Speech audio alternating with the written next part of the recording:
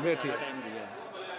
और जो समय आवंटित था उससे ज़्यादा सभी राजनीतिक दलों को दिया है। अब अगले विषय पर आपको हमेशा मौका दिया है, फिर देंगे आपको मौका। आज मैं माननीय गृह मंत्री जी से आग्रह करता हूँ।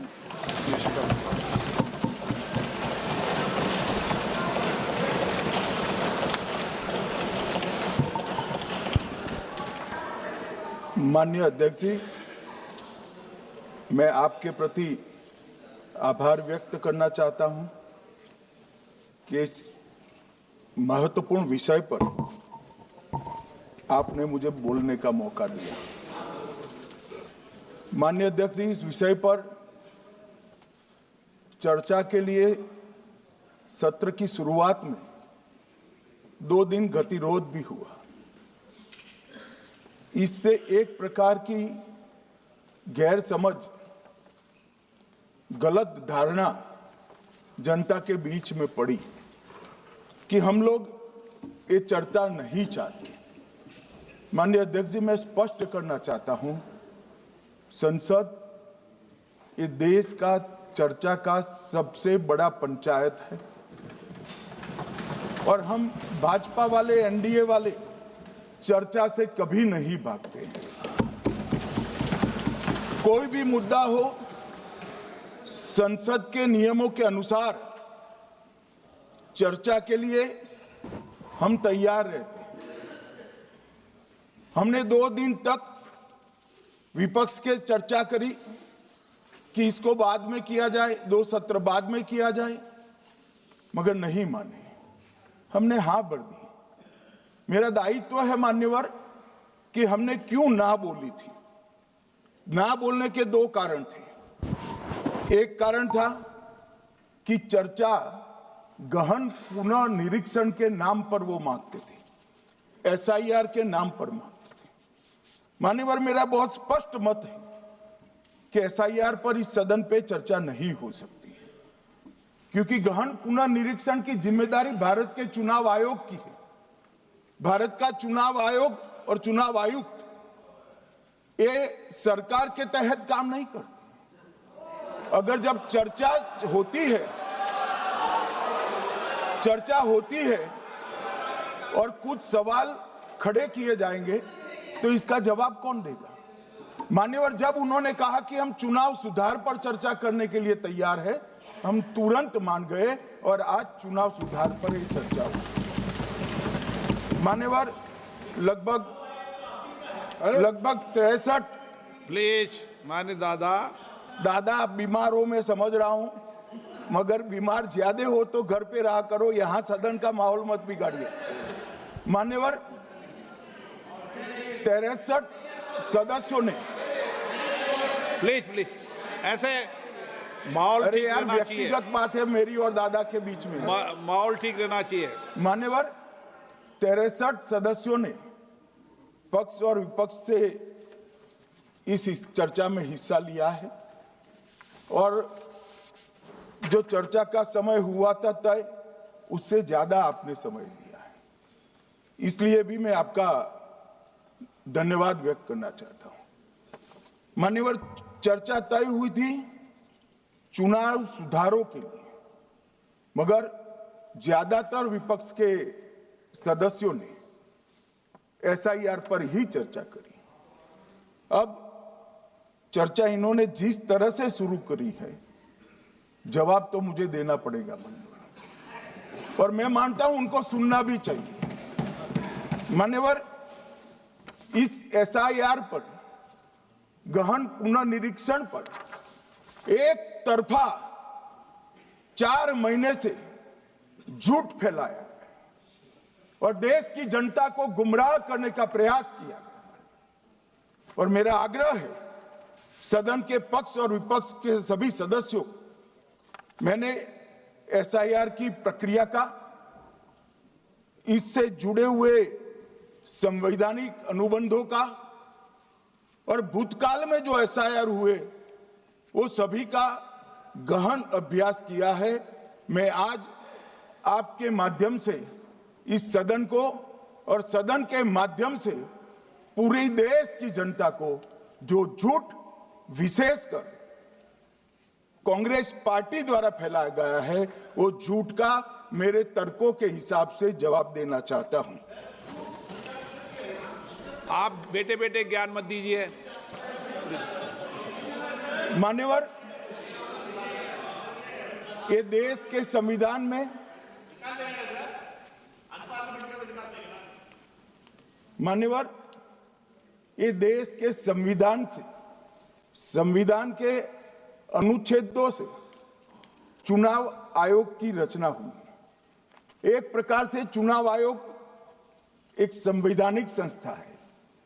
संविधान के अंदर चुनाव आयोग का गठन, उसकी शक्तियां, चुनावी प्रक्रिया, मतदाता की परिभाषा और मतदाता सूची को तैयार करने और उसके सुधारने के लिए की शक्तियां, इसके बारे में स्पष्ट प्रावधान किए गए।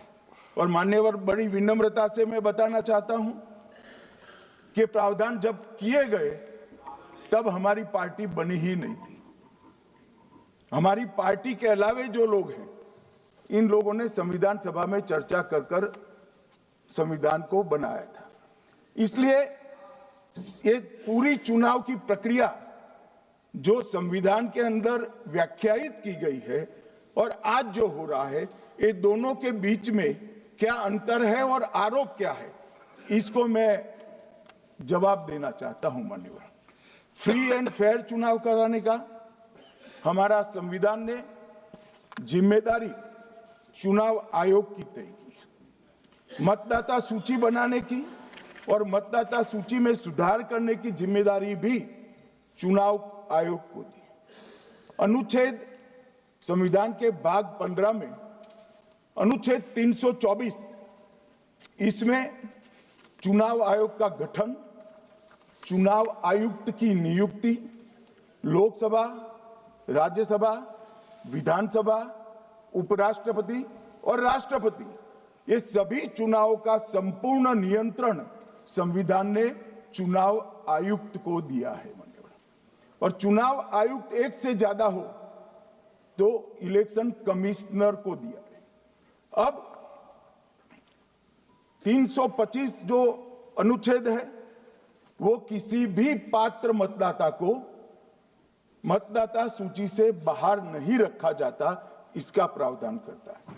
मगर 326 एक गहन पुनर्निरीक्षण के लिए, एसआईआर के लिए बहुत महत्वपूर्ण है। क्या है 326 मान्यवर? इन्होंने मतदाता की पात्रता, योग्यता और मतदाता होने की शर्तें आर्टिकल 326 में तय की है। और वो शर्तें क्या है?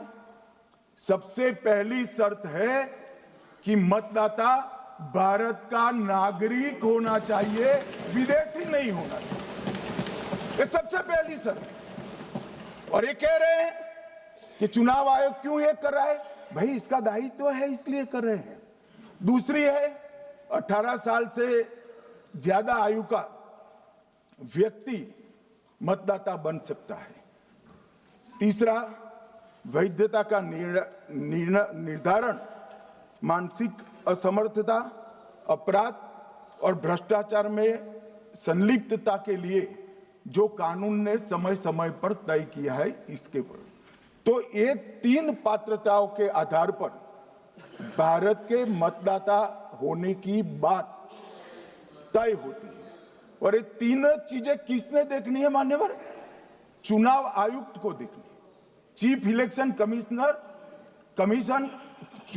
इलेक्शन कमीशन मतलब चीफ इलेक्शन कमिश्नर और कमिश्नर्स ने देखनी है।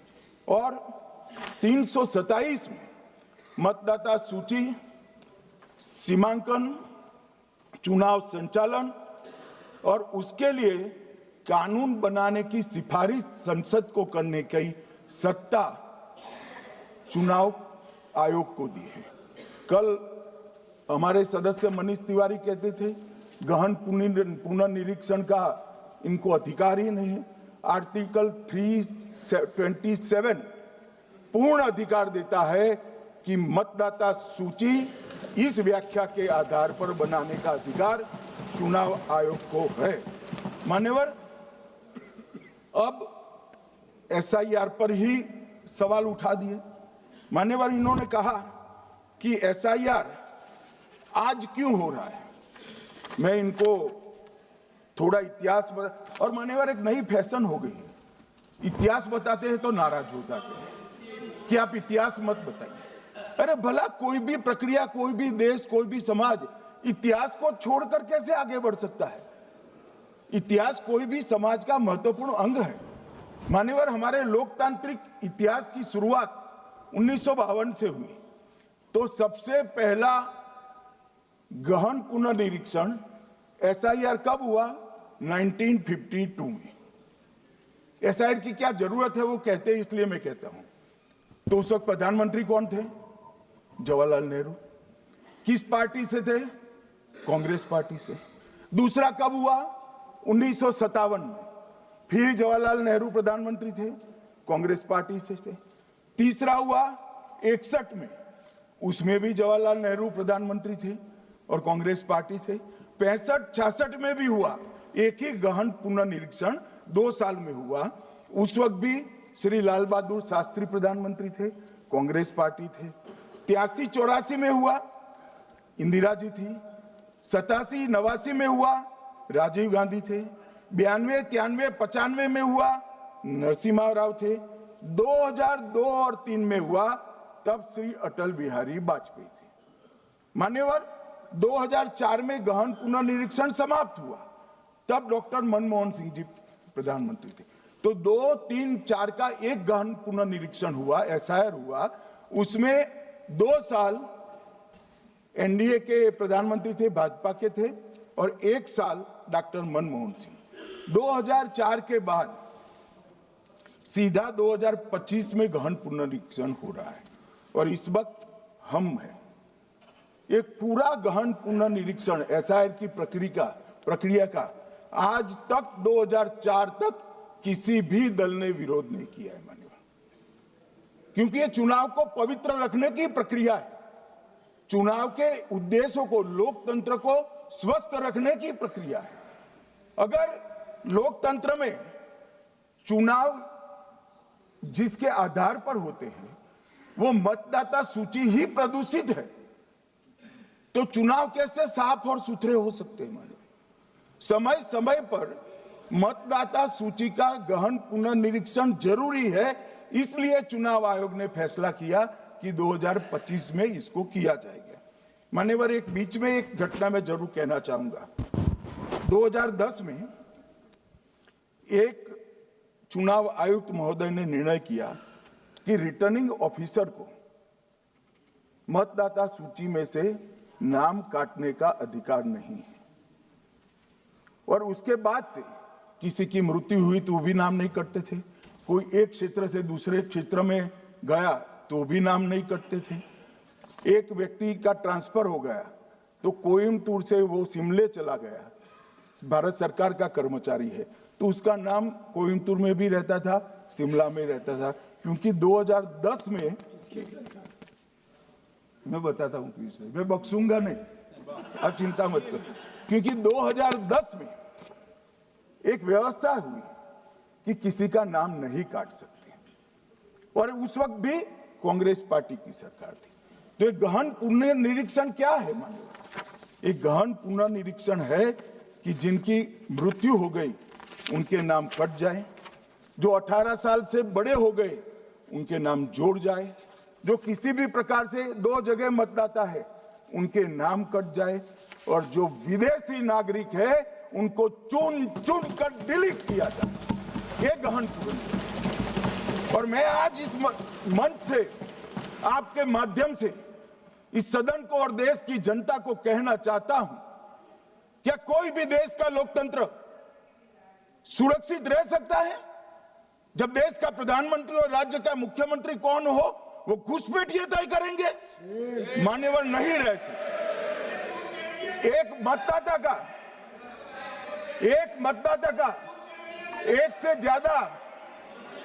ज्यादा जगह पर वोट होना चाहिए। मान्यवर, एक से ज्यादा जगह पे वोट होना चाहिए। जो लोगों का मृत्यु हो चुका है मान्यवर, जिन लोगों का मृत्यु हो चुका है उनका वोट मतदाता सूची में होना चाहिए मान्यवर। ये एसआईआर और कुछ नहीं है, मतदाता सूची का शुद्धिकरण है। मैं मानता हूं इससे कुछ दलों के राजनीतिक स्वार्थ आहत होते हैं। मुझे उन दलों के प्रति एक प्रकार से अनुकंपा भी है, क्योंकि देश के मतदाता तो वोट देते नहीं है। ये थोड़े विदेशी दे देते थे, वो भी चले जाएंगे। मगर मान्यवर, क्या हमने भारत के नाते निर्णय करना पड़ेगा कि इस देश की संसद को चुनने के लिए, राज्य की विधानसभा को चुनने के लिए विदेशी को वोट देने का अधिकार देना है या नहीं देना है? और मेरा मत है, मेरा विनम्र मत है मान्यवर, कि ये नहीं देना चाहिए।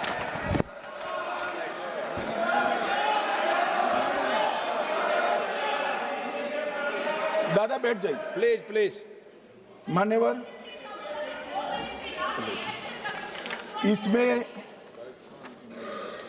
इसमें कानूनी स्थिति का प्रश्न नहीं है। अभी सांसद महोदया बोला कि इलेक्शन कमीशन का अधिकार नहीं है। लाल बाबू हुसैन 1995 में एक वाद हुआ मान्यवर, भारत की सर्वोच्च अदालत तक वो वाद पहुंचा। लाल बाबू हुसैन बनाम मतदाता रजिस्ट्रेशन ऑफिसर 1995 में इसका जजमेंट आया और उसमें अदालत ने स्पष्ट कहा, देश की सर्वोच्च अदालत ने कहा, मैं नहीं कह रहा, जहां मतदाता का नाम दर्ज किया जाना है वहां रिटर्निंग ऑफिसर ये सुनिश्चित कर सकता है कि आवेदक भारत का नागरिक है या नहीं है।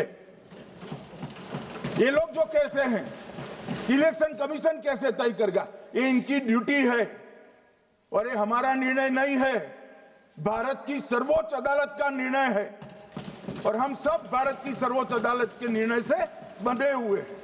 किसी को भी अगर वेरीफाई करना है तो लाल बाबू हुसैन बनाम मतदाता रजिस्ट्रेशन ऑफिसर 1995 का जजमेंट निकालकर मान्यवर दे दे। मान्यवर, विपक्ष के नेता राहुल गांधी जी ने 5 नवंबर 2025 को एक प्रेस कॉन्फ्रेंस में परमाणु बम फोड़ा। अब वो परमाणु बम के अंदर उन्होंने कहा कि हरियाणा में एक ही घर में 501 वोट पड़ गए। चुनाव आयोग ने इतनी स्पष्टता करी कि हाउस नंबर 265 कोई छोटा मकान नहीं है और 1 एकड़ का पुश्तैनी प्लॉट में अनेक परिवार बस रहे हैं, मगर वहां हर परिवार के घर का नंबर नहीं दिया गया है, इसलिए सब जगह हाउस नंबर 501 दिया गया और एक परिवार की तो 3 पीढ़ियां साथ में रह सकती है। और पुराने नंबर से ही जब हरियाणा में कांग्रेस की सरकार चुनी गई तब से ये नंबर इसी तरह से चल रहा है। ये ना कोई फर्जी घर है ना फर्जी वोटर है। मान्यवर, वोट चोरी का नैरेटिव बनाने के लिए मान्यवर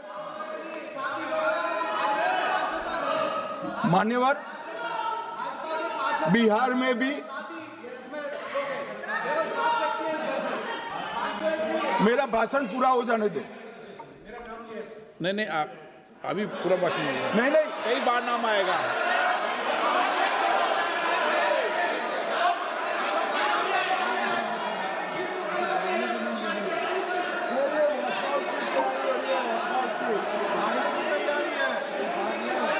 माननीय सदस्य,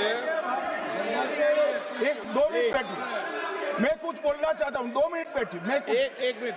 माननीय सदस्य, 1 मिनट। मान्यवर, मेरा विपक्ष के नेता से एक निवेदन है कि 2 मिनट सुन ले मुझे, बाद में उनको बोलने का मौका दीजिए। मान्यवर, 2 मिनट। मान्यवर, मेरा आपसे विनम्र निवेदन है, मैं आधी रात तक बैठने के लिए तैयार हूं, मुझे कोई आपत्ति नहीं। मेरा भाषण समाप्त हो जाए, अरे सुनिए ना भाई, सुनो ना, दो बड़े बोलते हैं तब बीच में नहीं बोलते। मान्यवर, मेरा भाषण समाप्त हो जाए। प्लीज प्लीज, नहीं। मान्यवर, मेरा भाषण समाप्त हो जाए बाद में, इसमें जितने भी मुद्दे विपक्ष के नेता खड़े करेंगे, मेरी मर्यादा में इसका जरूर जवाब दूंगा, मुझे कोई आपत्ति नहीं। मेरा विनंती इसलिए है मान्यवर,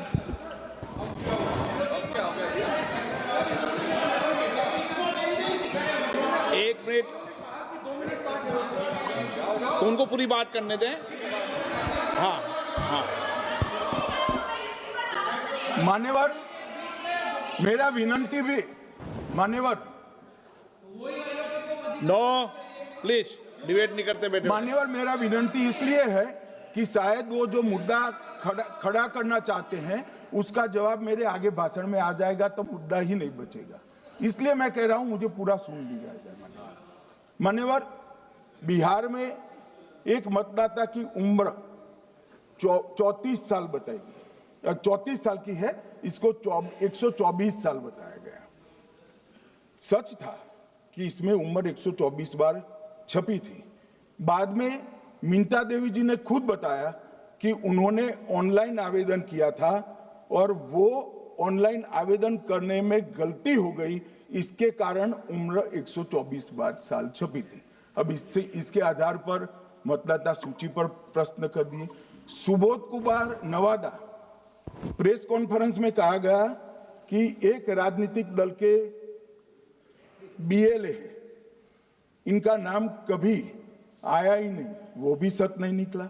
रंजू देवी रोहतास, उनको कहा कि एक कार्यकर्ता, उन्होंने बाद में रंजू देवी जी ने स्टेटमेंट दिया, जबरन बुलाकर उनकी वोटर लिस्ट से नाम काट लिया गया, ऐसा आरोप हुआ।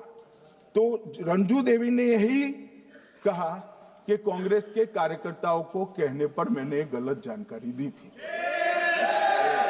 मान्यवर, ये जो प्रेस कॉन्फ्रेंस हुई और उसने जिस प्रकार का देश में माहौल बनाया, चलो ये तो मैंने आरोप जो लगाए थे और सत्य क्या है कहा, मगर मैं विपक्ष के नेता ने जो प्रेस कॉन्फ्रेंस में कहा कि मतदाता सूची ठीक नहीं है, इसको सुधार करना चाहिए, तो भाई गहन पुनर्निरीक्षण क्या है, एसआईआर क्या है, मतदाता सूची का सुधार करने की प्रक्रिया है, और वो कर रहे हैं तो भी विरोध कर रहे हैं, पुरानी मतदाता सूची कर रहे हैं तो भी विरोध कर रहे हैं।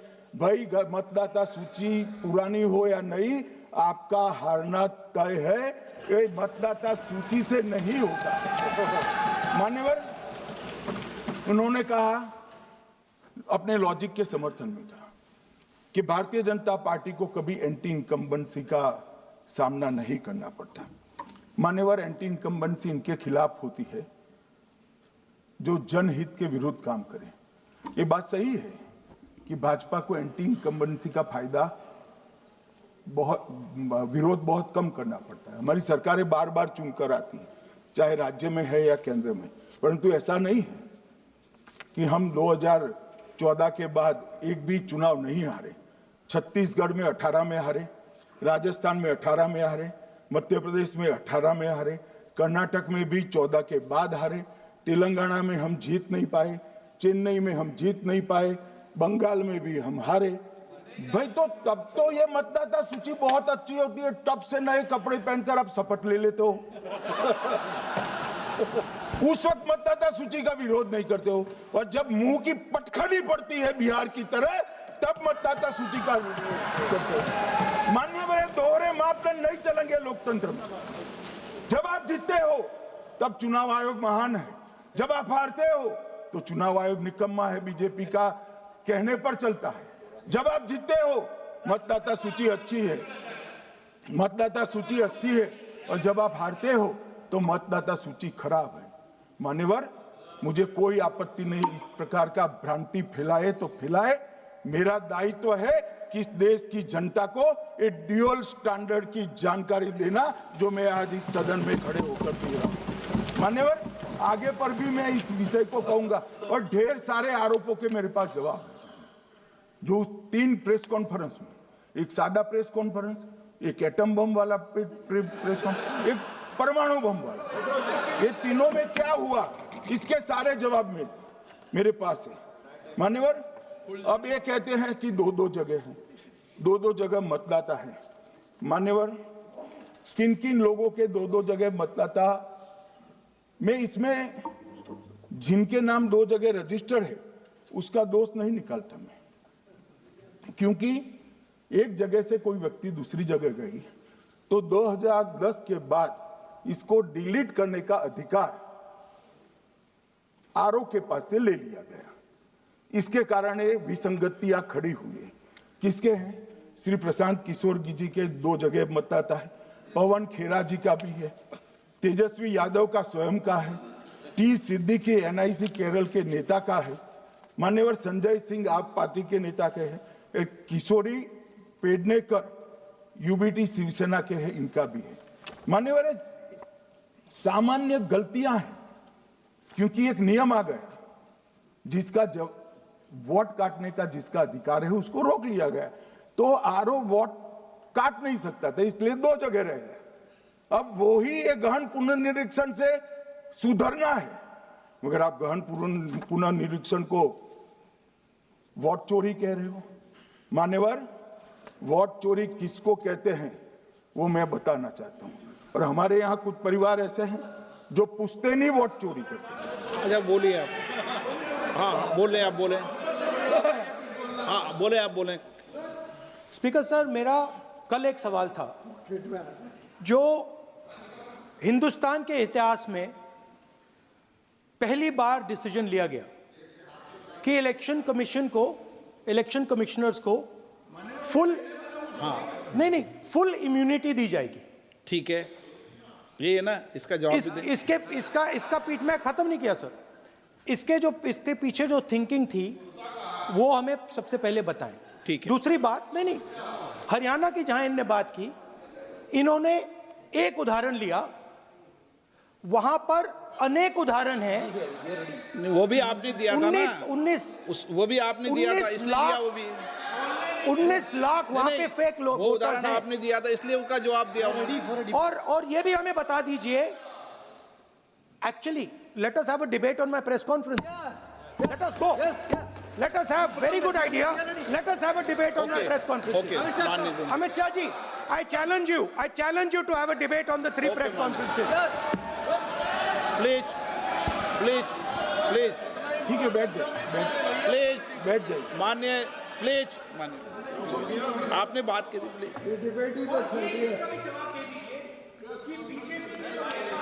उत्तर प्रदेश में और हरियाणा में दोनों चुनाव में वोट कैसे दे रहे हैं? प्लीज, ये भी जवाब दे दीजिए। माननीय गृहमंत्री जी।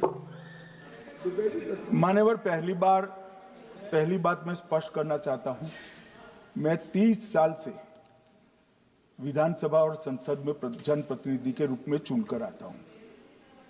मुझे लंबा अनुभव है संसदीय प्रणाली का। विपक्ष के नेता महोदय कहते हैं कि पहले मेरी बात का आप जवाब दीजिए, मैं सुनना चाहता हूं। आपकी मुनसफी से संसद नहीं चलेगी, मेरे आप बोलने का क्रम मैं तय करूंगा, इस तरह से नहीं चलेगी संसद। मान्यवर, उनको धैर्य रखना चाहिए, मेरा जवाब सुनने का। इनकी एक बात का जवाब मैं दूंगा, मगर मेरे भाषण का क्रम वो तय नहीं कर सकते, मैं करूंगा, क्योंकि मैं बोल रहा हूं।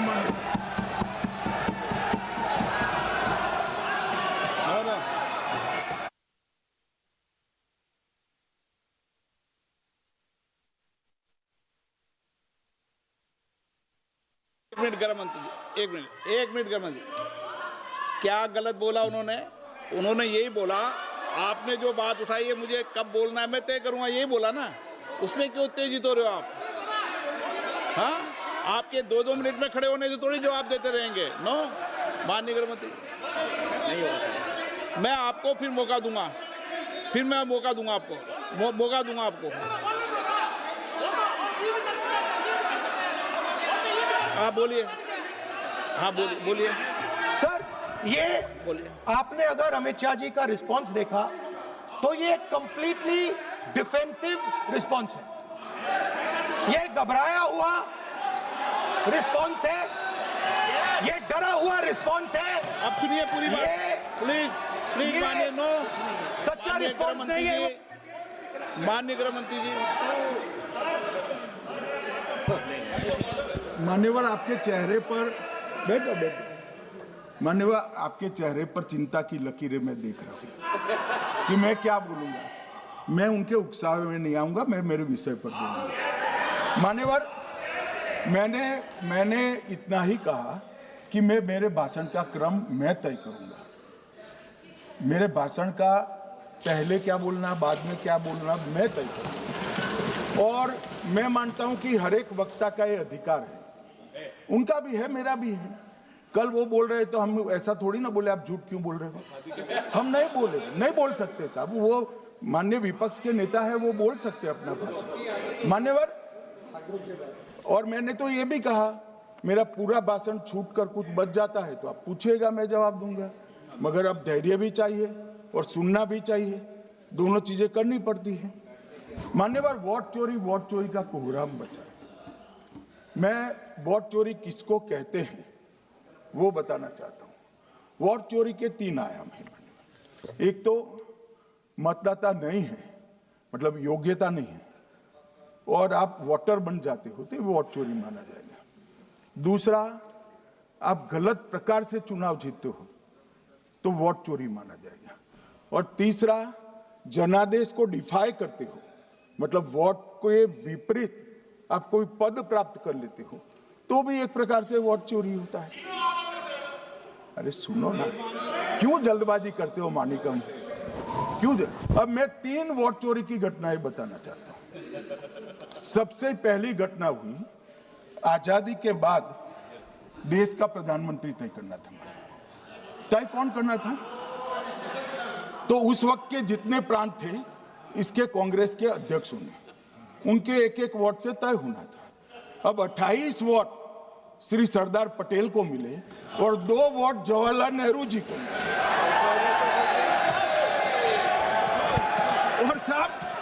और साहब प्रधानमंत्री जवाहरलाल जी बने।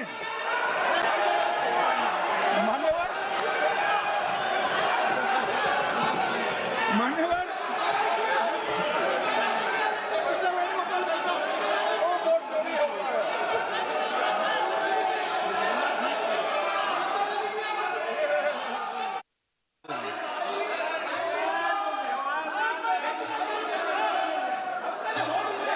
प्लीज माननीय गृहमंत्री जी, माननीय गृहमंत्री जी,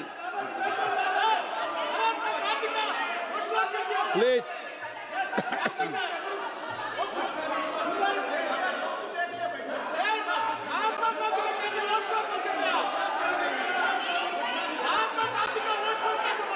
बैठो बैठो, बैठिए माने, please please please.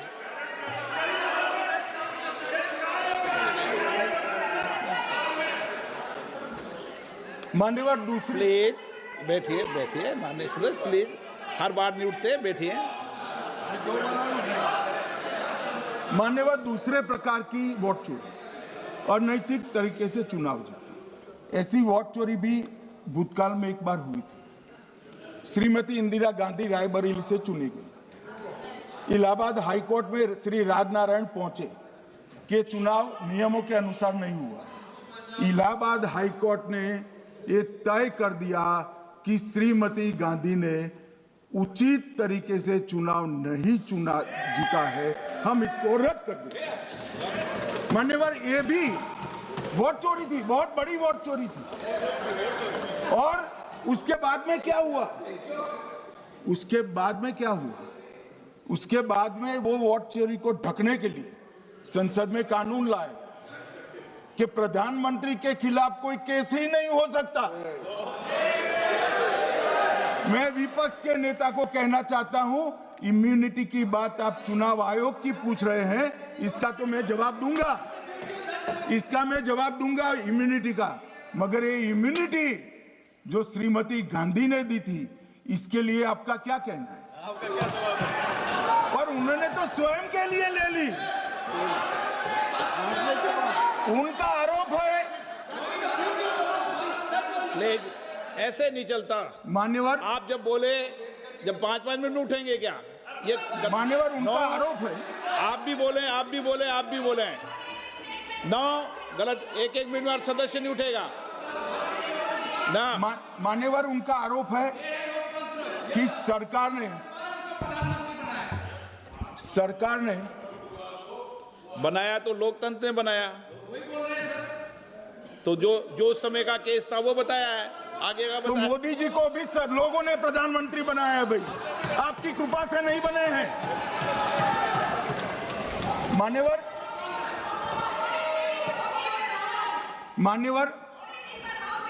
No please, से मानक तरीका ठीक नहीं है आपका, 2-2 मिनट में उठना। मान्यवर, विपक्ष के नेता ने कहा कि आपने चुनाव आयुक्तों को इम्यूनिटी दी। इनका आरोप सत्य नहीं है, मैं इसकी बात बाद में करता हूं, परंतु हमने तो चलो मानो चुनाव आयुक्त को इम्यूनिटी दी, श्रीमती गांधी ने तो अपने आप को इम्यूनिटी दी थी।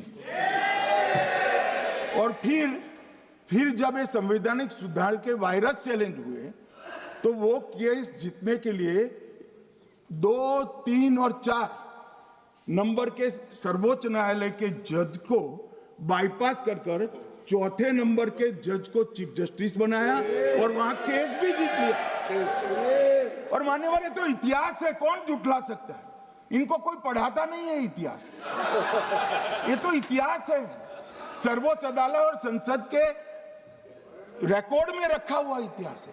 इसके खिलाफ लल्लन सिंह जैसे कितने लोग पूरा जीवन लड़े बिहार में, इमरजेंसी के खिलाफ जेल में गए, लाखों लोग गए।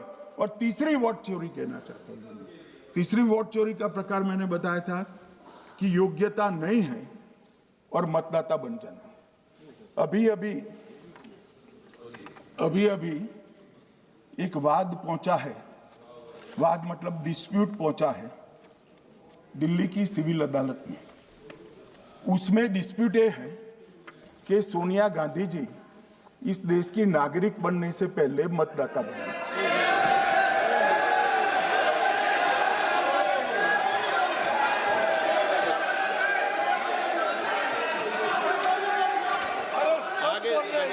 आगे सुनो, बोल क्या रहे, पूरी बात तो सुनो।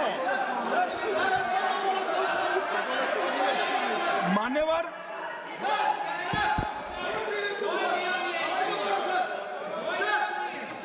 मैंने इतना ही कहा है कि अदालत में केस चल रहा है जो फैक्चुअल है। अब जवाब तो उनको अदालत में देना है, सोनिया जी ने यहां क्यों दे रहे हैं? अदालत में जवाब देना है।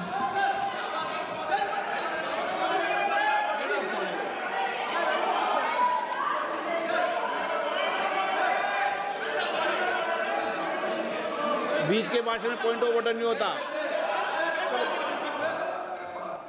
नहीं है सर, मुझे याद है जो माननीय सदस्य नहीं है, ये 352 ये रहा, 352 टेबल पे रहता है, मुझे जवान याद है 352। Home Minister is speaking about an issue which is pending in a court. Actually, what happens is, Rosavalli Court, some senior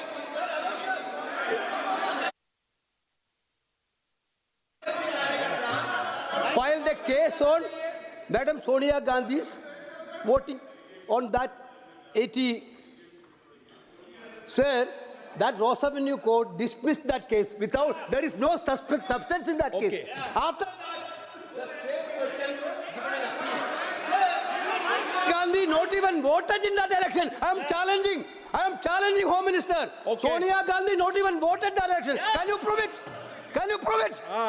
Sir, misleading statement a Home Minister doing. Sir, you are. What is this, sir? एक minute एक minute please दादा, एक minute please. No, बैठिए। No no मान्य please. देखिए माननीय सदस्य, 2 दिन से मैं चर्चा को सुन रहा हूं और 2 दिन से चर्चा को सुन रहा हूं और 352 आपने भी पढ़ा है, मैंने भी पढ़ा है, ठीक है ना। कई बार इधर से भी उधर से भी इस विषय को कई बार बोला गया है। जब डिबेट चलती है उसके संदर्भ में कई विषयों को बोला जाता है, ठीक है ना। और इसीलिए सुनिए बात, माननीय गृह मंत्री जी ने, आपने आधी बात सुनकर हर 2-2 मिनट में उठने लगोगे, ऐसे चर्चा नहीं होती। आप उनकी पूरी बात को सुनिए, क्या संदर्भ था, उन्होंने कोई फैसला नहीं दिया है, उन्होंने एक जानकारी जो आई है वो जानकारी सदन के पटल पे रखी है। अब मुझे सुनिए तो, अब आपने एक मुद्दा खड़ा किया, मुझे जवाब तो देने दीजिए। मान्यवर, मैंने कुछ ऐसा नहीं कहा, मैंने सिर्फ इतना कहा है कि एक वाद दायर हुआ है दिल्ली की अदालत में, मैंने कोई कंक्लूजन नहीं कहा। मैंने कहा कंक्लूजन का, मैंने कोई कंक्लूजन नहीं कहा। कंक्लूजन तो जब उनका नोटिस का जवाब वो दे देगी तब अदालत देगी, तब फिर से बताऊंगा मैं। मगर अभी तो मैंने सिर्फ इतना कहा है कि वहां एक केस रजिस्टर्ड हुआ है जिसमें श्रीमती गांधी को नोटिस इश्यू किया है। इसमें इतने लाल पीले होने की जरूरत क्या है? मान्यवर, हम सबका साझा दायित्व है, हम भी विपक्ष में बैठे, हम चुनाव जितने जीते हैं इससे ज्यादा हारे हैं। हम लोगों का तो एक प्रकार से पौना जिंदगी ही विपक्ष में ही चला गया, चाहे राज्य हो या केंद्र हो। कई चुनाव हमारे, हमने चुनाव आयुक्त और चुनाव आयोग पर कभी आरोप नहीं लगाए।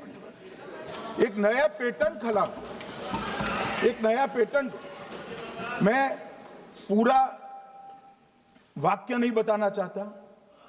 श्रीमती ममता बनर्जी ने चुनाव आयोग पर आरोप लगाए, स्टालिन जी ने लगाए, बीडी सतीशन जी ने लगाए, श्री राहुल गांधी ने लगाए, मल्लिकार्जुन खड़गे जी ने लगाए, तेजस्वी यादव जी ने लगाए, अखिलेश यादव जी ने लगाए, वी शिवन कुट्टी ने लगाए, हेमंत सोरेन जी ने लगाए, भगवंत मान जी ने लगाए।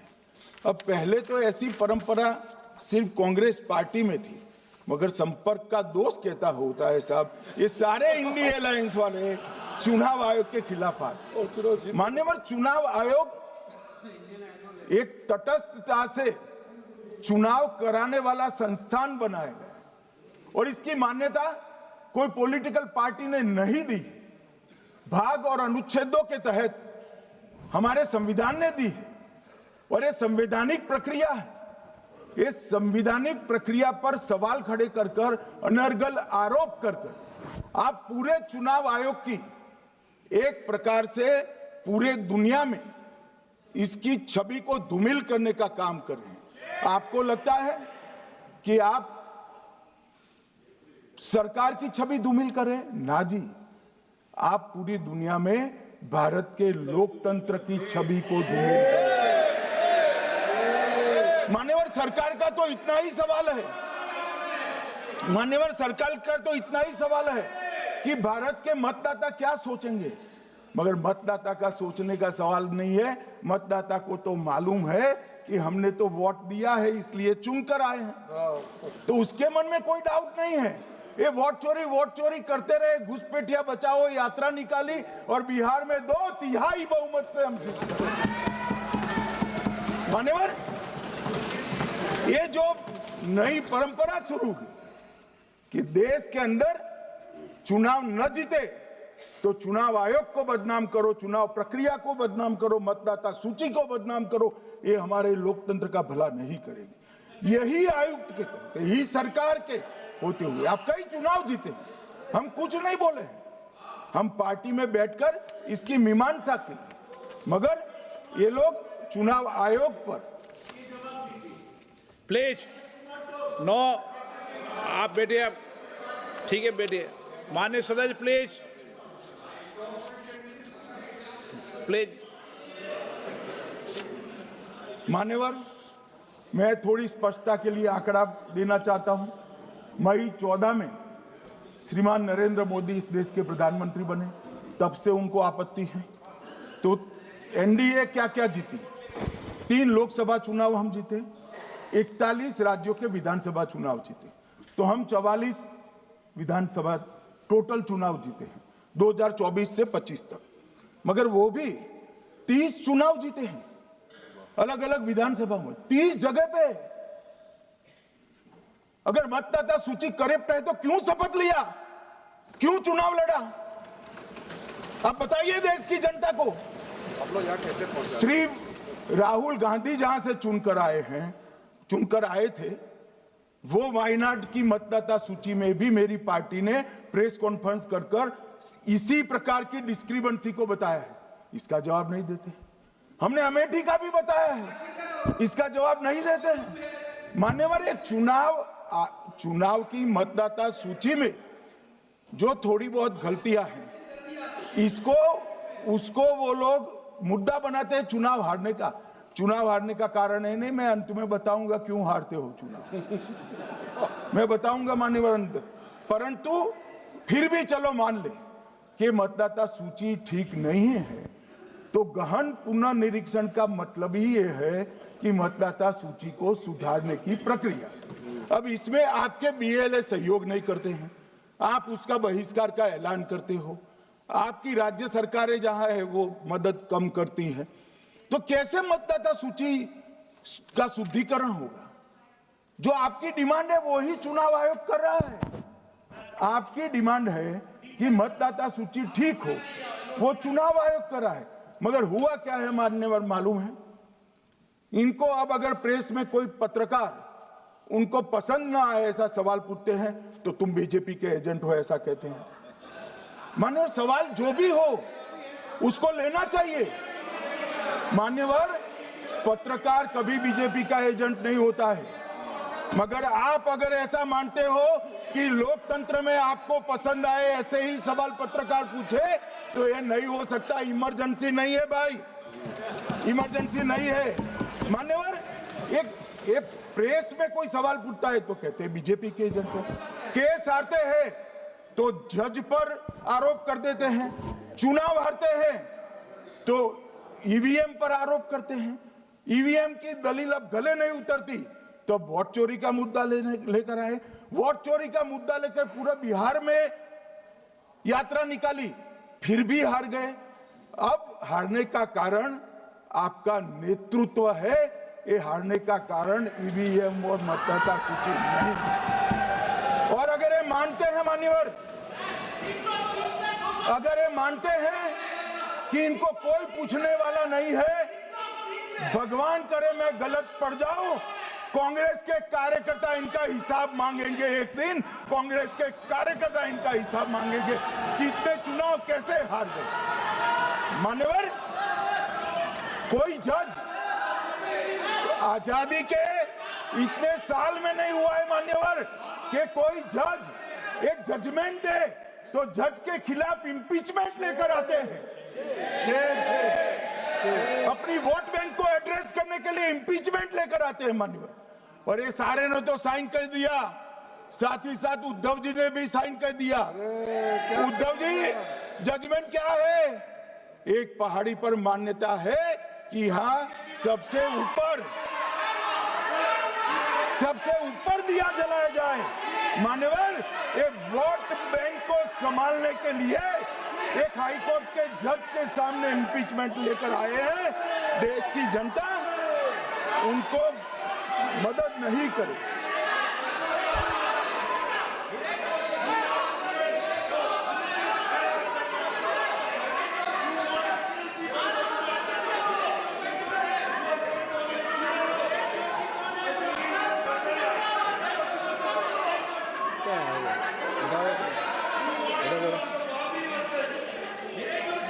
प्लीज नो, माननीय गृह मंत्री जी।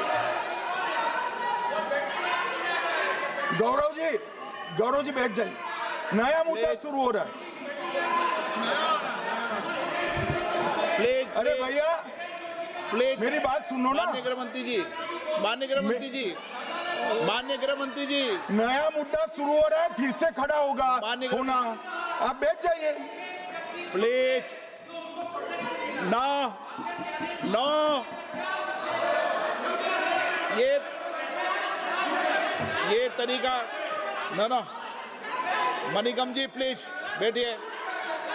नो, ये तरीका ठीक नहीं है। प्लीज बैठे बैठे बैठे। हर आपको ज्यादा समस्या है क्या हर 2 मिनट में खड़े होने की? हर 2 मिनट में खड़े होने की समस्या है क्या आपको लोगों? बैठिए, ऐसे नहीं चलेगा। मान्यवर, 2014 के बाद अरे दादा ये भी बैठ गए, अब बैठ जाओ। मान्यवर, 2014 के बाद हारने की परंपरा शुरू हुई। हारने की परंपरा शुरू होने के बाद हाँ जीते ही है, मगर हारने की भी परंपरा हुई है। मान्यवर, हारने की परंपरा शुरू करने के बाद इन्होंने सबसे पहले ईवीएम को निशाना बनाया। आज मैं आपके माध्यम से सदन को और सदन के माध्यम से देश की जनता को बताना चाहता हूं, ईवीएम कौन लेकर आया इस देश में? मान्यवर, कौन लेकर आया? 15 मार्च 1989 को जब राजीव गांधी इस देश के प्रधानमंत्री थे, तब ईवीएम लाने का कानूनी बदलाव किया गया था। अब राजीव गांधी के ईवीएम के कानून का भी विरोध कर रहे हैं। मान्यवर, इसके बाद में अरे सुनो ना क्या प्रक्रिया हुई। इसके बाद में ईवीएम के खिलाफ किसी ने याचिका करी। इस देश की सर्वोच्च न्यायालय के 5 जजों ने बैठकर ईवीएम के कानूनी बदलाव को 2002 में उचित ठहराया। मानो राजीव गांधी को भी नहीं मानते, सर्वोच्च अदालत को भी नहीं मानते हैं। फिर 98 में मध्य प्रदेश, राजस्थान और दिल्ली, इसमें सिर्फ 16 विधानसभाओं में इसका ट्रायल लिया गया। कितना केयरफुल है ये भी बताता हूं। हुडा बैठो, ये भी कितना केयरफुली चुनाव आयोग आगे बढ़ा है। मध्य प्रदेश, राजस्थान और दिल्ली, ये राज्यों की सिर्फ 16 विधानसभा में इसका ट्रायल लिया गया। हर प्रकार से चेक कर ईवीएम का उपयोग सबसे पहली बार पूरे देश में 2004 में हुआ। 2004 का महत्व है माननीय, सबसे पहले 2004 में हुआ। पूरे लोकसभा चुनाव हमारे समय में ईवीएम का उपयोग हुआ। लाए राजीव गांधी, वहां से लेकर 2004 तक। और 2004 के चुनाव में कौन जीता भाई? वो जीत गए। उस वक्त ईवीएम की चर्चा बंद। 2009 का चुनाव हुआ, पूरा ईवीएम से हुआ, ये जीत गए। चुप्पी साध ली। 2014 में सब हम जीते तो कौ चालू कर दी। वो सरकार में थे। मान्यवर, ये क्या है? जब कानून आप लाए, मशीन आपने इंट्रोड्यूस किया, चुनाव आप पहला जीते मशीन से, दूसरा चुनाव जीते, मौत से 10 साल राज किया और हार गए तो फिर रोते हैं। मान्यवर, देश की जनता मानती है इसको। और दूसरी बात, जब चुनाव आयोग को भी लगा कि सच्चे झूठे आरोप होते हैं, तो इस पर रिसर्च की एक प्रक्रिया हुई। मानिएगा 5 साल रिसर्च के बाद वीवीपीएटी की इंट्रोडक्शन हुआ। ये वीवीपीएटी क्या है? मैं जब वोट दबाता हूं तो समझ गए दादा, धन्यवाद। मान्यवर, मैं जब वोट दबाता हूं तो मैंने कमल के निशान पर वोट दबाया, तो पास में एक पर्ची निकलती है कि आपका वोट कमल के निशान पर रजिस्टर हो गया है। फिर भी आरोप हुए कि पर्ची वाले ये 2 अलग होते। तो चुनाव आयोग ने निर्णय किया कि 5% ईवीएम और वीवीपैट के परिणाम कंपेयर होंगे। तो मशीन खुला, इसमें 396 वोट मिले। तो वीवीपैट में कितने वोट मिले, तो 396 है या नहीं है, ये 5% मशीनों में मिलता है। मान्यवर, मैं आंकड़े लेकर आया हूं चुनाव आयोग को पूछकर आज कि कितने वीवीपैट और मशीन का मिलान नहीं हुआ। आज तक 16,000 मशीन और वीवीपैट का मिलान हुआ है, एक भी वोट का बदलाव नहीं। और ये जब मतगणना होती है तब उनके पोलिंग एजेंट बैठते हैं मान्यवर, परिणाम पर वो साइन करते हैं, दोनों प्रकार के मशीन के और वीवीपैट के परिणाम पर भी साइन करते हैं मान्यवर। और ये इस पर आरोप लगा रहे हैं मान्यवर। अब ये कह रहे हैं कि उस वक्त वाईफाई नहीं थी। सबसे पहली बात, 2004 में वाईफाई आ चुकी थी, मगर फिर भी चलो मान लो, आरोप लगाते गए। ईसीआई ने 2009 में एक छेड़छाड़ के आरोप पर भाग लेने के लिए 10 राज्यों में 100 ईवीएम लगाई गई। सब लोगों ने प्रयास किया, 2009 में कोई छेड़छाड़ नहीं कर पाए, फिर भी आरोप लगाए।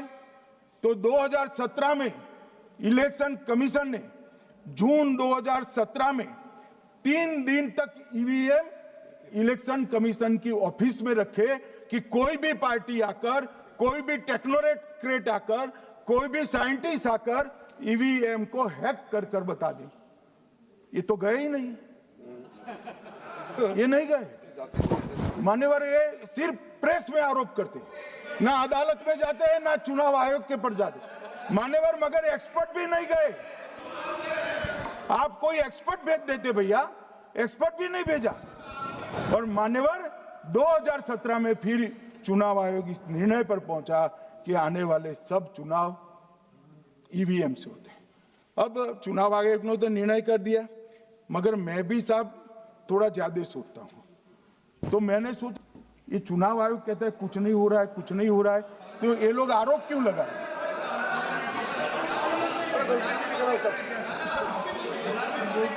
मान्यवर, मेरे शब्द कोई ऐसे हो तो काट दीजिए। काट दिया राहुल जी। मान्यवर, मैंने सोचा कि भाई कुछ गलती नहीं है,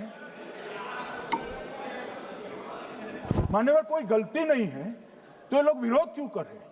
फिर मुझे याद आया कि मान्यवर जब इनके जमाने में चुनाव होते थे, बिहार और यूपी में सरकारें बनाती होती थी, पूरे के पूरे वोट के बक्से हाईजैक कर लिए जाते। ईवीएम आने से ये बंद हो गया, ईवीएम आने से बंद हो गया।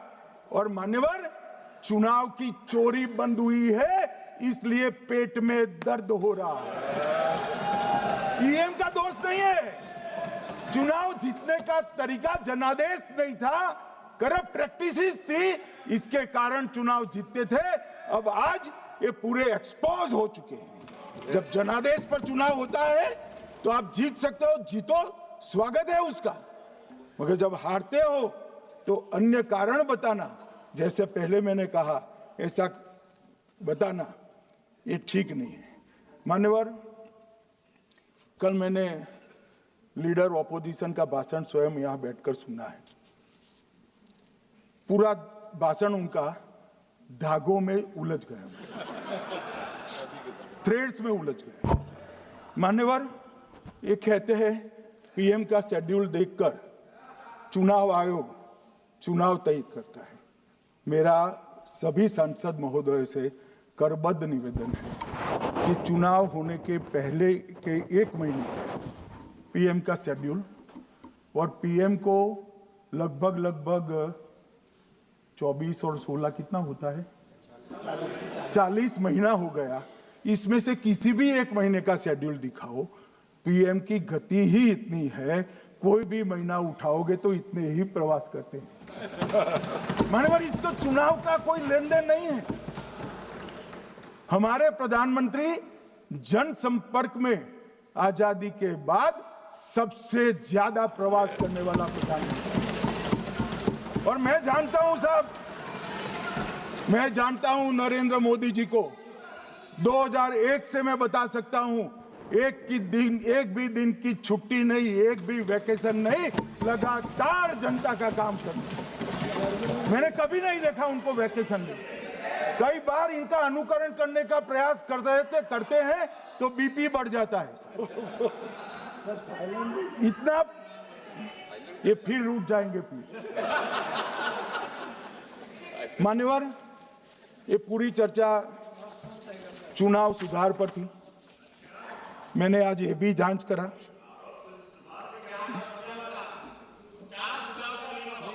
सुनो ना, जरा धैर्य रखो भाई। मान्यवर, मैंने आज सुबह चुनाव आयोग के वहां जांच कराई। जांच मतलब कोई गोपनीय चीज नहीं पूछी है, आप इसका इशू मत बने। मैंने ये पूछा कि चुनाव सुधार के लिए मई 2014 के बाद कौन सी पार्टी से कितने आवेदन आपको मिले, क्योंकि चुनाव सुधार जो करना है इसकी प्रक्रिया क्या है। मान्यवर, चुनाव सुधार सभी राजनीतिक दलों के साथ चर्चा कर चुनाव आयोग भारत सरकार के विधि मंत्रालय को भेजता है और विधि मंत्रालय इसका कानून बनाकर संसद के सामने रखता है। ये प्रक्रिया है। तो मैंने सोचा कि इतना बड़ा हो हल्ला हुआ तो ढेर सारे चुनाव सुधार कांग्रेस पार्टी ने दिए होंगे, तो मैं जरा उसका पूछा कर दूं, लगे हाथ तो इसकी भी बात कर लूं। इसमें गोपनीय क्या है? तो मैंने पूछा तो साहब मुझे एक रहस्य मालूम पड़ा कि आज तक मई 2014 से चुनाव आयोग को एक भी चुनाव सुधार का सुझाव कांग्रेस पार्टी से नहीं मिला।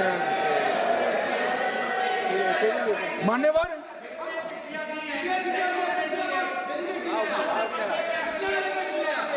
बैठे मैं बताता हूं। मान्यवर, मैं जवाब पूछोगे क्या?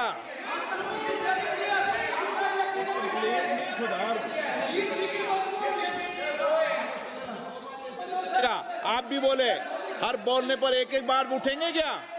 हर चीज का जवाब पूछेंगे क्या आप? नो, ये तरीका ठीक नहीं है। नो, ये तरीका ठीक नहीं है। नो माननीय सदस्य, प्लीज बैठिए बैठिए बैठिए बैठिए बैठिए बैठिए बैठिए अच्छी परंपरा रखें। ओके,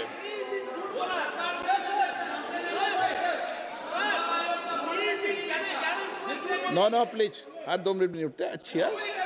नो, ऐसी नो, प्लीज बैठिए आप, प्लीज बैठिए, प्लीज बैठिए, प्लीज बैठिए, सुनिए, प्लीज बैठिए।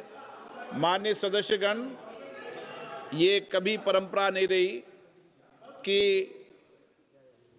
सत्ता पक्ष और प्रतिपक्ष का कोई भी माननीय सदस्य कभी बोल रहा हो तो हर विषय पर बैठे बैठे टिप्पणी करना या हर विषय पर खड़े होकर सवाल पूछना, ये परंपरा कभी नहीं रही। आपने भी भाषण दिया आज, आपको कोई ने बीच में उठ के पूछा कोई ने? माननीय गृह मंत्री जी, अच्छी परंपराएं लागू करो, अच्छी तरह चलाएं सदन। मैं मेरे स्टेटमेंट पर कायम हूं। नरेंद्र मोदी सरकार बनने के बाद आज तक कांग्रेस पार्टी ने चुनाव आयोग को एक भी चुनाव सुधार का प्रपोजल नहीं दिया। मान्यवर, ये कई बार मिलने गए हैं, मैंने उनका प्रेस कॉन्फ्रेंस भी देखा है। उनका प्रेस कॉन्फ्रेंस था चुनाव प्रक्रिया के अंदर उनका जो डिस्प्यूट है वो ऑन गोइंग इलेक्शन में इसको रजू करने का।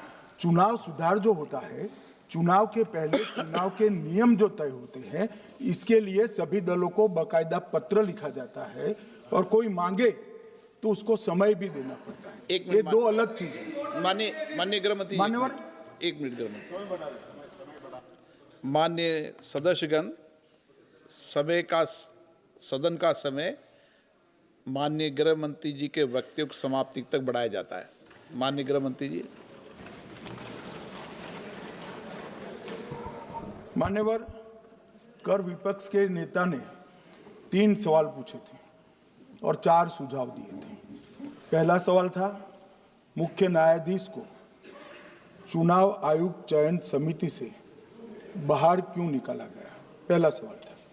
दूसरा सवाल था दिसंबर 2003 में कानून बदलकर चुनाव आयोग को पूर्ण प्रतिरक्षा क्यों दी गई, और तीसरा शार्प क्वेश्चन था सीसीटीवी फुटेज 45 दिन में नष्ट करने का कानून क्यों लाए। कानून नहीं लाए हैं, सर्कुलर चुनाव आयोग ने इश्यू किया है, मगर ठीक है, हार्द मैं समझ रहा हूं ये क्यों कर रहे हैं। ये 3 इसके जवाब थे। मान्यवर, मैं इसमें से सबसे पहले सवाल का जवाब देना चाहता हूं। मान्यवर,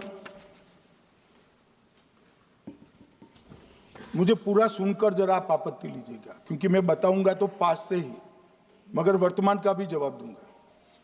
मान्यवर, 73 वर्ष तक इस देश में चुनाव आयोग की नियुक्ति का कोई कानून ही नहीं था। माननीय सभी सदस्य ध्यान से मुझे सुने,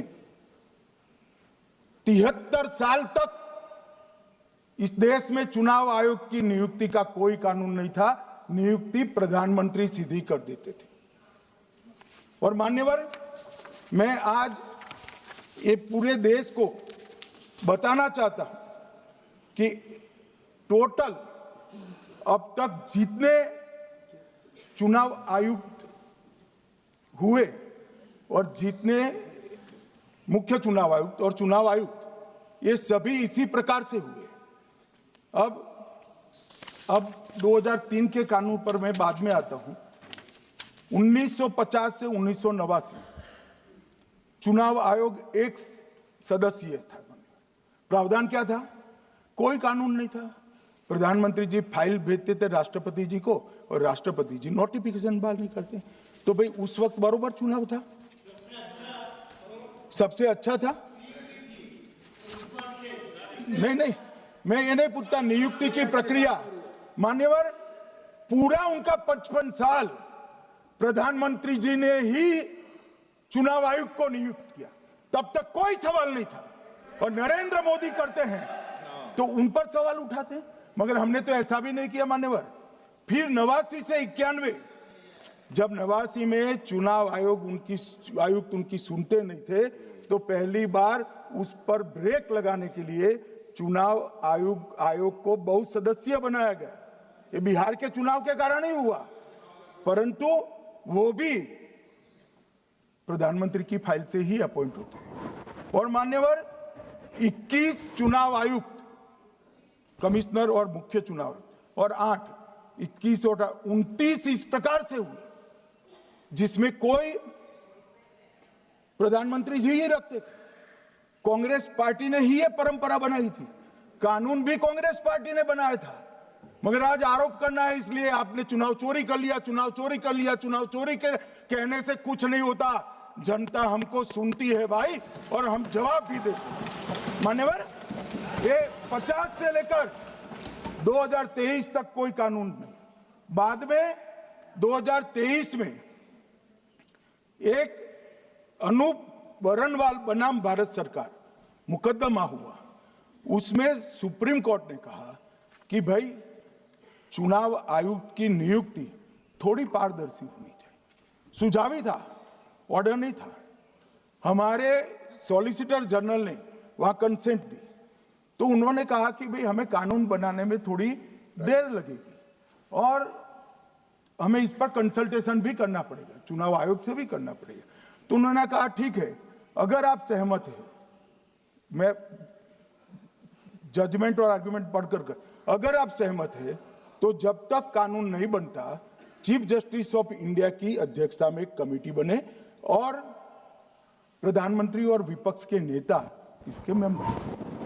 हमें कोई आपत्ति नहीं, हमने हाँ बोला सर, और विपक्ष के नेता भी थे, प्रधानमंत्री थे और सीजे। 2023 में कानून बन गया। कानून क्या बना? विपक्ष के नेता,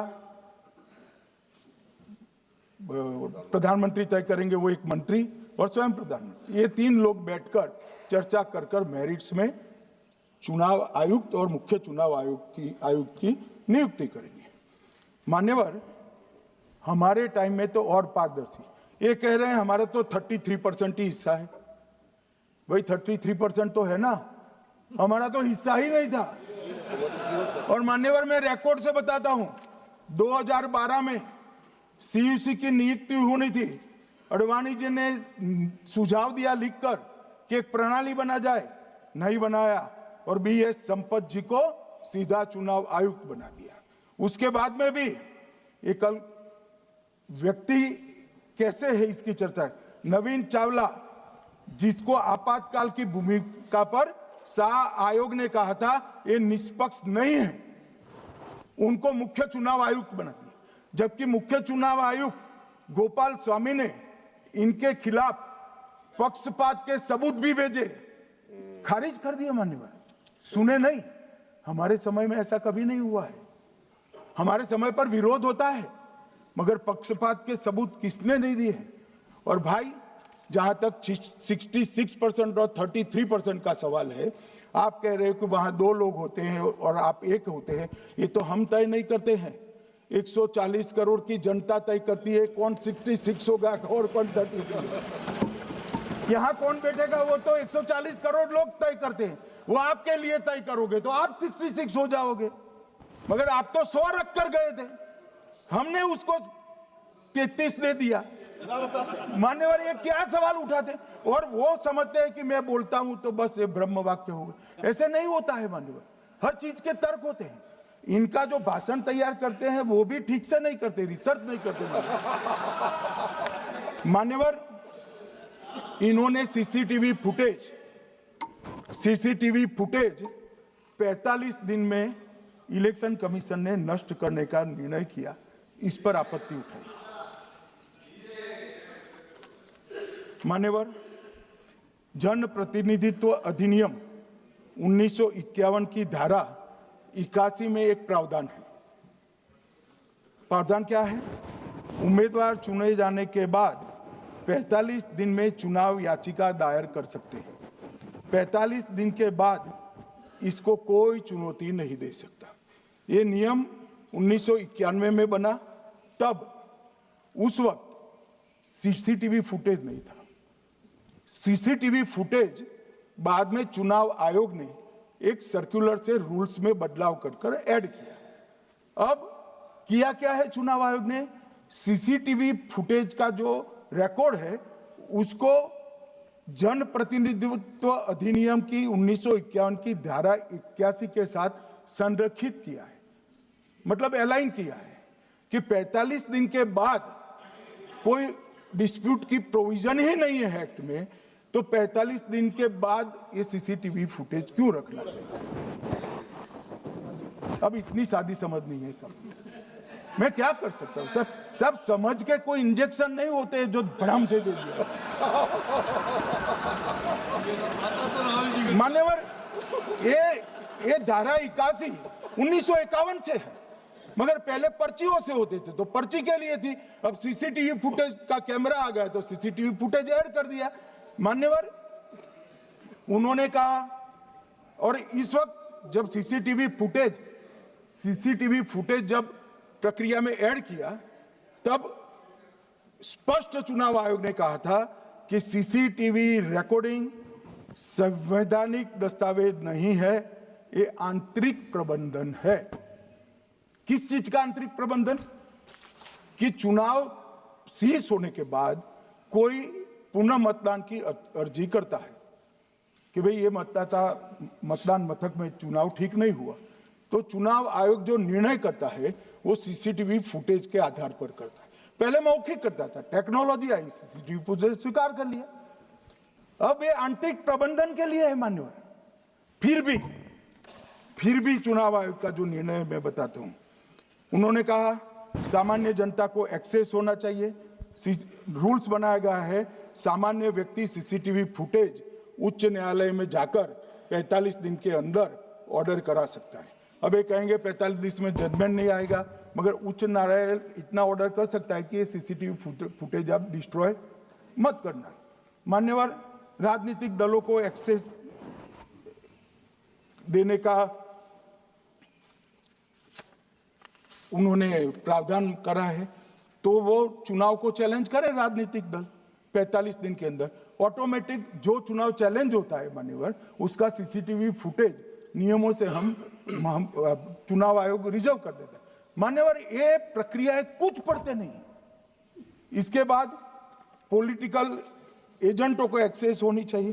पॉलिटिकल एजेंट भी मान्यवर हाईकोर्ट से इसको प्राप्त कर सकता है।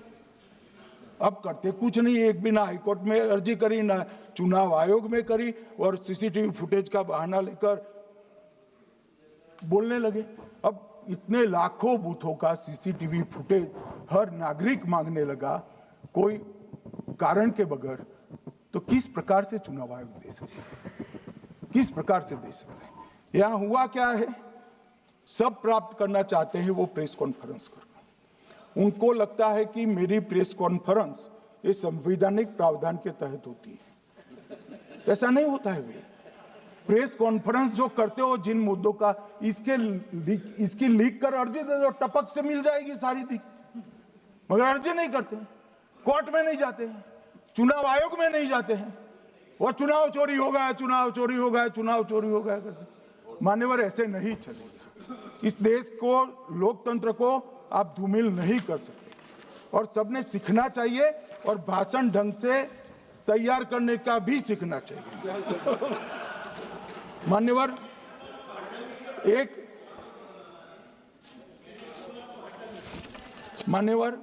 एक उन्होंने कहा सीसी को 2003 में कानून बनाकर इम्यूनिटी दी। मान्यवर, representation of the people act 1950 में ही ईसीआई के अधिकारियों को जो इम्यूनिटी प्राप्त है उससे जरा भी बढ़ोतरी नहीं करी। हमने सिर्फ रिप्रेजेंटेशन ऑफ 1951 के एक्ट को पुनरावृत्ति की है। मान्यवर, आरपीए एक्ट की धारा 32 और आरपीए एक्ट 51 के सुधार की धारा 146C कहती है कि चुनाव आयोग के कोई भी अधिकारी जिसमें इलेक्शन कमिश्नर आ जाते हैं, इस पर कोई मुकदमा चुनाव प्रक्रिया के लिए नहीं चल सकता। ये प्रावधान है मान्यवर, और वो प्रावधान को 23 के कानून में इसको भी हमने संरेखित किया है मान्यवर। इतने सारे वकीलों को राज्यसभा दे रखी है, भगवान जाने क्या करते हैं सर, अपने नेता को ब्रीफ भी नहीं करते। मान्यवर, ये वाक्य आप निकाल सकते हैं, ये वाक्य निकाल सकते हैं। मान्यवर,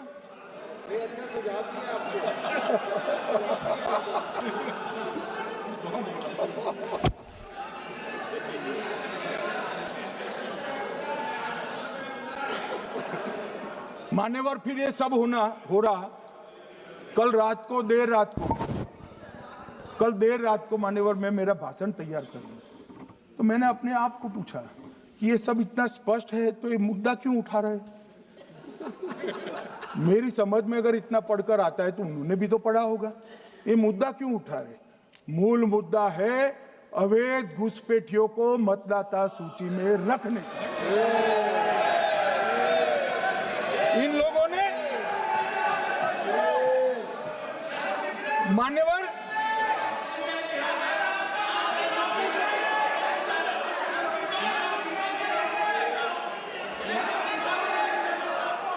माननीय सदस्य, आपका भाषण भी सबने शांति से पूर्ण सुना है, आप भी सुनने की सामर्थ्य रखो। नहीं, आप सुनने की सामर्थ्य रखो। नो, प्लीज बैठिए, सुनो, पूरा भाषण सुनो। आप जब बोलते हैं तो इधर भी सुनते हैं, आप भी इधर भी बोलते हैं, इधर सुने। गृह मंत्री इलेक्शन रिफॉर्म के लिए बात बोलता सर।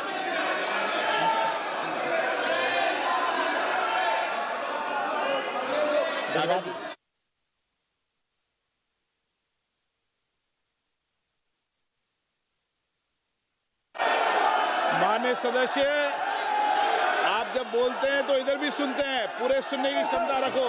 सर, ये लोग डर गए हैं, जवाब नहीं सुन सकते हैं।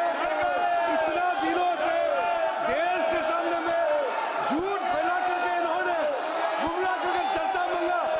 आज गृह मंत्री जी एक बात का जवाब दे रहे हैं, ये भाग गए, डर गए, सुन भी नहीं सकते ये।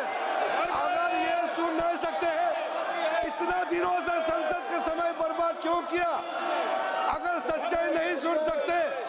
तो इतना दिनों तक सड़कों पर संसद के समय लोगों को रंग फैला करके क्यों समय बर्बाद किया? ये दिखा रहे, हमको मालूम था ये भागने वाले हैं। सच्चाई को सुनना चाहिए, सच्चाई को सुनना चाहिए। और जब सच्चाई सामने में आया तो डर गए, सुनने का कैपेसिटी तक नहीं है और इतना गुमराह किया। पिछले सेशन का पार्लियामेंट सेशन इन्होंने तबाही किया, मॉनसून सेशन को भी इन्होंने बर्बाद किया इसी मुद्दे पर, और ये हमारे शीतकालीन समय को भी इन्होंने 2 दिन बर्बाद किया। आज बारीकी से जब बता रहे थे ये लोग भाग गए, ये तो ठीक नहीं है।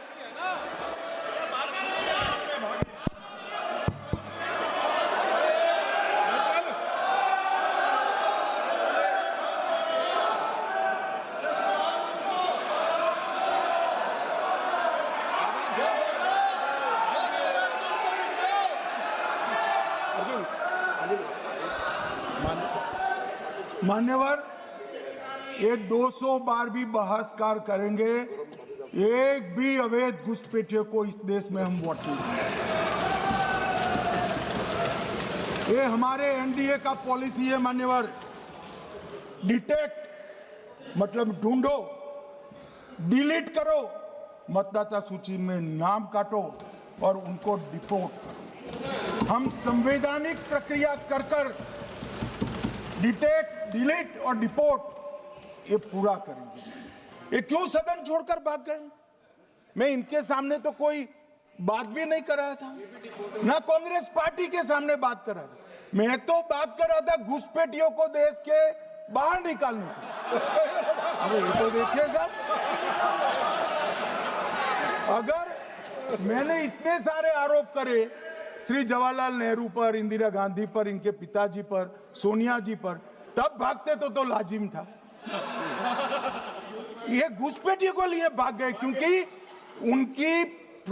उनकी हमारी पॉलिसी है डिटेक्ट, डिलीट और डिपोर्ट। उनकी पॉलिसी है नॉर्मलाइज कर दो घुसपैठ को, उसके बाद में मान्यता प्रदान कर दो और चुनाव में मतदाता सूची में डालकर फॉर्मलाइज कर दो। मगर साहब ये लंबे समय तक नहीं चलना। मैं मेरे मन से मानता हूं, मेरे पार्टी के सिद्धांत तो है ही, मगर मैं मानता हूं कि जनसांख्यिकी में इतना बड़ा परिवर्तन देश के लिए बहुत बड़ा खतरा है। यह देश एक बार जनसांख्यिकी के आधार पर बढ़ चुका है और हम नहीं चाहते कि आने वाली पीढ़ी ये देश के भी बंटवारे दिखे। इसलिए ये बहुत जरूरी है कि इस देश से घुसपैठ को रोकना पड़ेगा। मान्यवर, ये कहते हैं कि घुसपैठ हो रही है, भारत सरकार की जिम्मेदारी नहीं है। मान्यवर, मैं आज बताना चाहता हूं, घुसपैठ हो रही है भारत बांग्लादेश की सीमा से। वहां पर कुल 2216 किलोमीटर बॉर्डर है, इसमें से 1653 किलोमीटर बॉर्डर बन चुकी है और 563 कहां बाकी रही है मान्यवर मालूम है? केवल और केवल एक राज्य बंगाल। आसाम का पूरा हो गया, मेघालय का पूरा हो गया, त्रिपुरा का पूरा हो गया, जम्मू कश्मीर का पूरा हो गया, पंजाब का पूरा हो गया, राजस्थान का पूरा हो गया, गुजरात का पूरा हो गया, खाली बंगाल का बाकी रखा है। और मैं आज कहना चाहता हूं टीएमसी के लोगों को भी, ये राहुल जी के साथ में रहकर घुसपैठिया बचाओ यात्रा बिहार में निकली, साफ हो गए। आप भी घुसपैठियों को बचाओगे तो वहां भारतीय जनता पार्टी का विजय तय। मान्यवर, ये कहते हैं कि घुसपैठ क्यों हो रही? आप बॉर्डर नहीं बनाने देते, फेंसिंग नहीं करने दोगे, घुसपैठ नहीं होगी। फिर भी चलो, मैं पूछना चाहता हूं कि घुसपैठ होकर सबसे पहले घुसपैठिया कहां आता है? कहां आता है? तो गांव में आता है।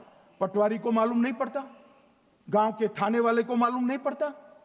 इसकी मतदाता सूची में नाम डालने के लिए आधार कार्ड कहां बनता है? वहीं बनता है। उसका राशन कार्ड कहां बनता है? बंगाल में बनता है। और मतदाता सूची में कौन सी मतदाता सूची में ऐड होता है? तो बंगाल में होते। आपकी कोई जिम्मेदारी नहीं है। मान्यवर, ये देश के भविष्य और सुरक्षा के साथ खिलवाड़ कर रहे। कभी कभार चुनाव तो जीत जाओगे घुसपैठियों के आधार पर, परंतु इस देश की सुरक्षा को आप ताक पर रखो। मैं आज कहना चाहता हूं मान्यवर, बिहार की जनता ने एक बहुत महान फैसला किया है घुसपैठिया बचाओ यात्रा के खिलाफ जनादेश, और बंगाल भी ये करने जा रहा है मान्यवर। आने वाले दिनों में करेंगे, उनको मालूम नहीं मान्यवर। मैं एक कल राहुल गांधी जी ने एक विषय कहा था कि सारी संवैधानिक संस्थाएं आपने करप्ट कर दी। मैंने पूरा बताया कि चुनाव आयोग की नियुक्ति के पहले क्या नियम थे। उन्होंने ये कहा कि महत्वपूर्ण पद पर आरएसएस की विचारधारा के लोग रख दिए जाते हैं, तो इसमें क्या आपत्ति है भाई? क्या इस देश में कोई कानून बना है कि आरएसएस की विचारधारा वाले हैं उनको कोई महत्वपूर्ण? अरे इस देश का प्रधानमंत्री आरएसएस की विचारधारा वाला है, इस देश का गृह मंत्री आरएसएस की विचारधारा वाला है, और जनादेश से बनकर आए, आपकी कृपा से बनकर नहीं आए मान्यवर। मगर उन्होंने क्या किया था वो मैं फिर बताना चाहता हूं। 1969 में इस देश का राष्ट्रपति का चुनाव हुआ।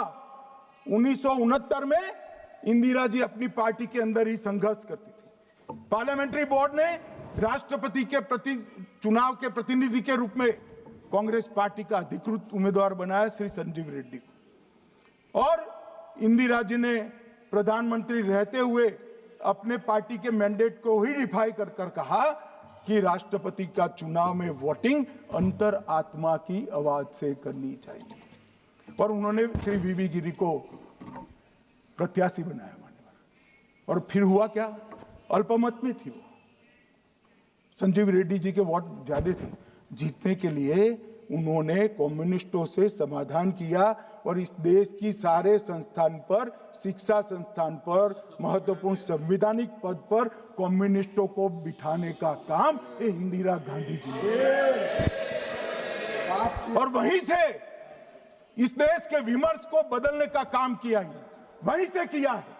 वामपंथी विचारधारा इस देश के प्रकृति को, इस देश के स्वभाव को, इस देश की जनता को स्वीकार्य नहीं है, और इसीलिए वामपंथी लुप्त हो गए मान्यवर। उन्होंने इस देश के युवा धन को वामपंथी विचारधारा पर डाइवर्ट करने का काम किया है, जो 2014 से फिर से नरेंद्र मोदी जी ने इसको एक अच्छी तरीके से, लोकतांत्रिक तरीके से परिष्कृत करने का काम कर रहे हैं मान्यवर। और ये कह रहे हैं कि आरएसएस के विचारधारा वालों को रखते हैं।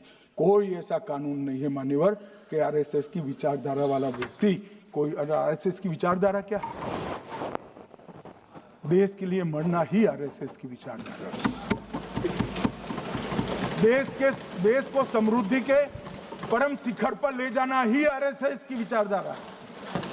देश की संस्कृति का झंडा बुलंद करना ही आरएसएस की विचारधारा। ये क्या समझाते हैं? हम ऐसे मान लेंगे? हम नहीं डरते साहब किसी से, हम नहीं डरते। मैं मेरी ही बात करता हूं। मैं तो 10 साल का था और नारे लगाता था, आसाम की गलियां सुनी है, इंदिरा गांधी खूनी है।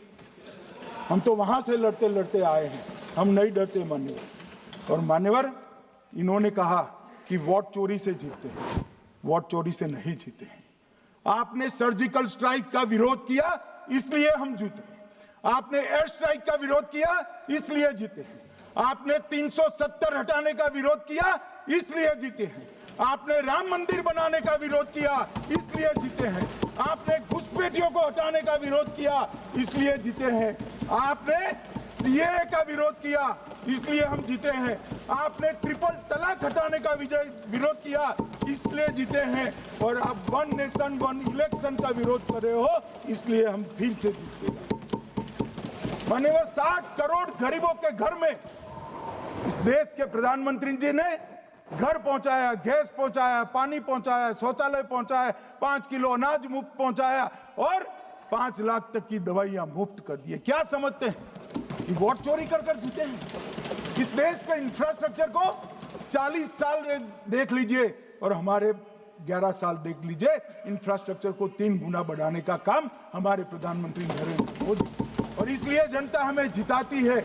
और मैं तो अभी भी कहना चाहता हूं, चले गए हैं मान्यवर, मैं अभी भी कहना चाहता हूं,